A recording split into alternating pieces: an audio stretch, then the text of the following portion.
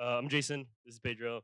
This is Doug. So a little bit of background. Me and Pedro used to build games, or we've been in crypto for a good bit, and we started getting into game building about 4 or 5 months ago, and we kind of built games, kind of like you see here. I'm sure a lot of people have built games this way, where you kind of have a bunch of structs, and you kind of save the state into a lot of mappings, and it gets like pretty unwieldy, like really fast. This is like an actual implementation of one of our games, and we kind of came to Autonomous Worlds like a month ago, and we're not actually in the residency, so we really appreciate like Justin and Xerox Park and Lattice for letting us attend the event last month and then attending us today. So when we were at the Autonomous Worlds symposium, we realized like Mud's actually really cool, and a lot of people were building on it. So we're like, this was a pretty shitty experience. So why don't we try to build something on Mud? And Mud is pretty sweet because, well, it took us like a week um, to really unlearn how to do this because it is a completely different paradigm of programming. Where rather than really big contracts, you have really small systems, and it's really hard to do that at first or really unlearn. But after a while, you get kind of into the flow of how ECS works, and they become really nice. Where you go from really big contracts to very small, concise systems where they do exactly one thing only, and it's quite composable and really easy to understand. Wait,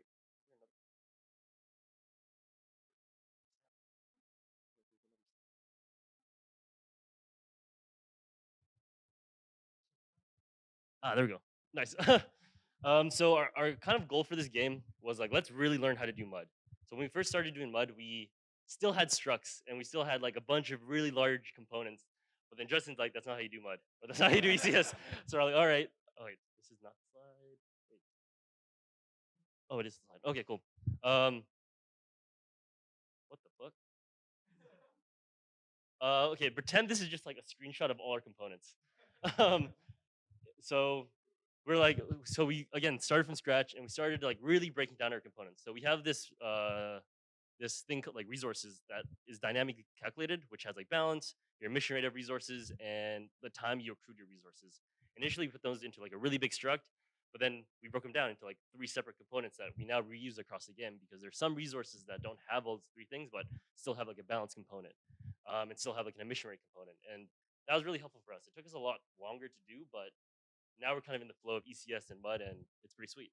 And Flo was talking about how, like, oh, gas optimization, bare metal stuff. It's not scalable and it's and not as composable. And I agree with that, but we couldn't help but putting in some gas optimizations because we are optimizers at heart. So here's some assembly for those that know how to read that. Great. So maybe to talk about the actual game. So we were sitting here a month ago and we were like, how do we build the most composable game that's as simple as possible? And when we were thinking about how to do that, two of the things that we really zeroed it on were specifically some making some form of transaction that people can build on top of between players, and focusing on some kind of PvP multiplayer element that creates natural opportunities either for competition or cooperation. And what that means in the context of Convoy is that basically players are competing to create the most populous cities possible. So, of course, you have cities on a map. But in those cities, you can actually you create a number of different resources. In our game, it's wood, food, and gold. And you can use those resources to actually increase the size of your cities. You can also use them to purchase ships. These ships can be useful for a number of different things, and we actually dynamically price both the number of ships that you can buy as well as the actual price of upgrading those ships using a VRGDA. Using those ships, you can actually create trade routes, which allow you to take resources from one city and put them in and take them to another city. And this is important because different cities produce resources at different rates, but they actually consume them at an even rate across all resources. So in order to optimally grow your cities, you actually have to create these trade routes. But finally, to make it interesting, we actually also add blockades. So what this means is instead of using your ship to actually create a trade route between two cities, you can blockade an existing trade route that another player has and basically siphon off the resources from that trade route into your city. And to quickly go through that, Pedro, you want to go? Yeah, let's do this. All right, cool.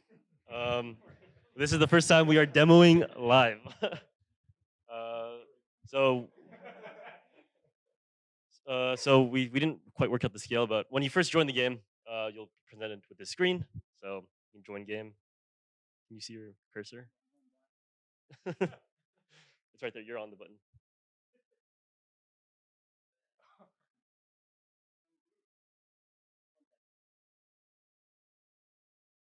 We're just gonna spin up a second player. This map is just smaller because we're just in a demo, but you can imagine it's a lot bigger. So if you click around the tiles right now, you can see they produce like different resources. Like this one produces like 0.05 food a second, and then this one up here or wherever page you want to click, you want to click this one up here.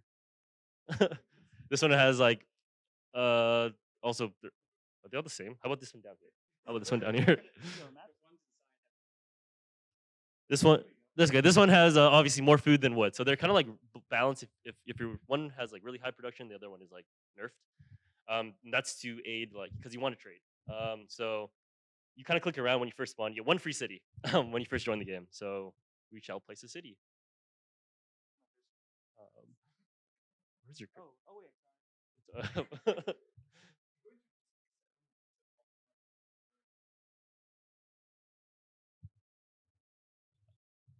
Maybe we'll solve chain scalability before network connections.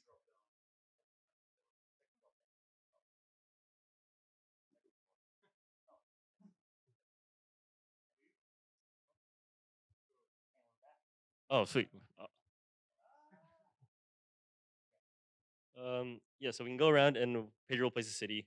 You can also place cities only on the coast because it's a ship game, so it doesn't make sense if you don't have cities on the on not on the coast. So and the city is free. So when he first clicks confirm settle, it shall send a transaction, and boom, you got a city. It has 0.133 seconds. Yeah, oh, this is like live ticking, not ticking. This is like live accumulating because we do like a lazy load or a lazy balance calculation.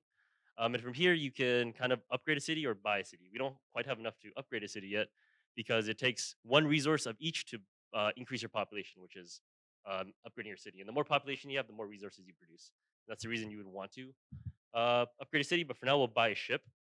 And you can see the price of it is going down. It used to be at 10, but now he bought one, and now it's 22 because your GDAs.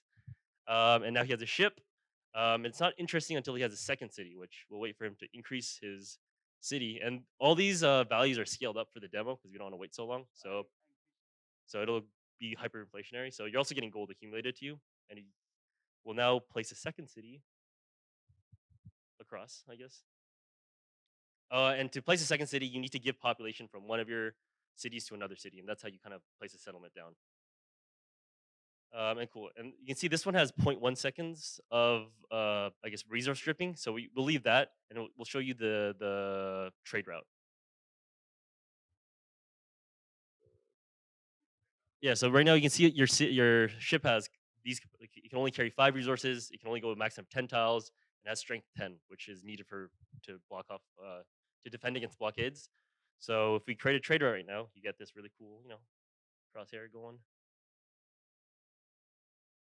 And you can decide if you want to send food or wood, and you have a maximum of 5 because that's your ship capacity. So we'll send like 2. Let's send 4.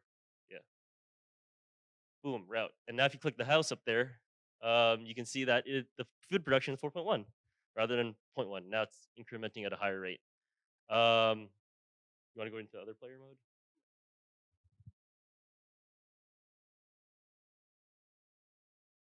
And then let's say a sneaky person was like, you know what? I want to blockade that route. I don't know what's going on there. Pretend it's built in. So wait for this guy to accumulate enough gold, which should be fairly soon. And also, it's the VRGDs are on a per city basis, so that's why this guy has 10, and this guy's ship price is like a lot higher, or this guy's ship price down here. So buy ship.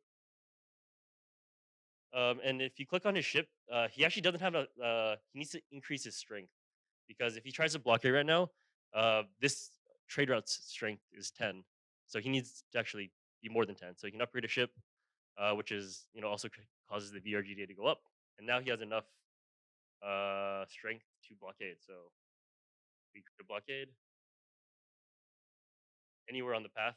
It gives you that you can blockade it, and when you blockade a resource, you siphon off 50% of the resource, just to entice this guy to not completely just you don't want to take all of it because it's kind of mean. Regional route has now it's delivering half the resources it was before, and I'm siphoning up 2 more towards my city. Um, And then imagine like imagine you're like, you know what, screw this guy. I don't want to keep giving him my resources. You can actually destroy the route, and it'll destroy the blockade too, and basically return all the resources to even. And now, if we go back to that guy, his resources is no longer siphoning from this city, and that city is also down. And is there anything else? We can go back to deck.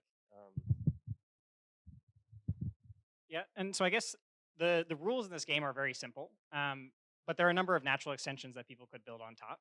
I think the first angle you can take a look at it from is from the social angle. So, for example, players can send trade routes, but we didn't provide any framework for people to actually structure the way that those trade routes are sent.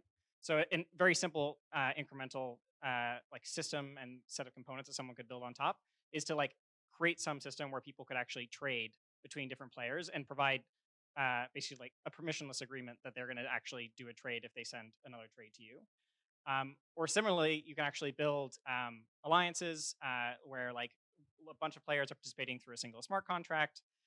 You could even do something like an extortion racket where you say, I promise that I won't blockade any of your routes as long as you're sending some simple trade route to my city for every period of time. Anyway, these are a bunch of extensions that we haven't built. Theoretically, we could, but it would be exciting if someone theoretically did in the future. Um, in terms of next steps, we're just finalizing the game over the next week or two and plan to release the game and open source all the code.